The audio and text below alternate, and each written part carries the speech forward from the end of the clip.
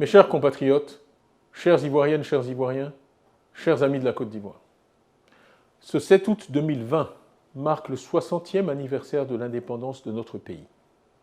Ce n'est pas sans une certaine émotion que je me joins à vous pour célébrer ensemble le souvenir des combats et des victoires de nos pères.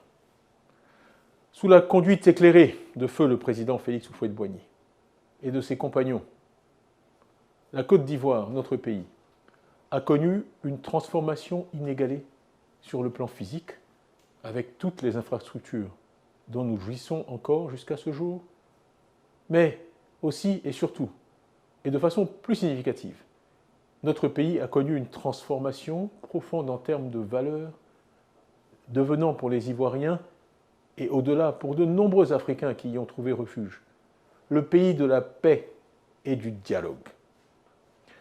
Il faut bien dire que depuis le décès du président Houphouët-Boigny, notre pays a par moments traversé des périodes sombres où le recours à la violence semblait être devenu la règle. Malgré cela, je reste convaincu que les Ivoiriens, dans leur immense majorité, demeurent profondément attachés à ces valeurs de dialogue, de fraternité et de tolérance. En 60 ans, d'immenses progrès ont été réalisés grâce aux efforts de tous, nos mères, nos filles et nos sœurs, si travailleuses, nos braves paysans, nos entrepreneurs dans tous les secteurs de l'économie, formels ou informels, nos travailleurs des secteurs sociaux, santé et éducation, nos infirmières, nos instituteurs, nos professeurs, nos médecins, nos fonctionnaires, nos agents des forces de défense et de sécurité.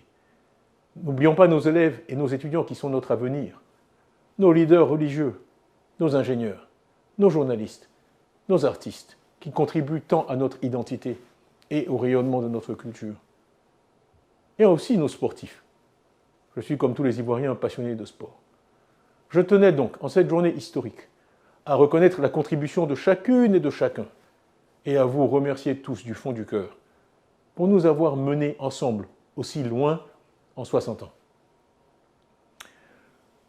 Nous sommes malheureusement de nouveau aujourd'hui à une période critique de notre histoire en tant que nation. Et nous devons, comme nos aînés l'ont fait avant nous, trouver dans nos valeurs éternelles d'union, de paix et de dialogue la force et la détermination nécessaires pour relever les nouveaux défis auxquels nous sommes malheureusement confrontés.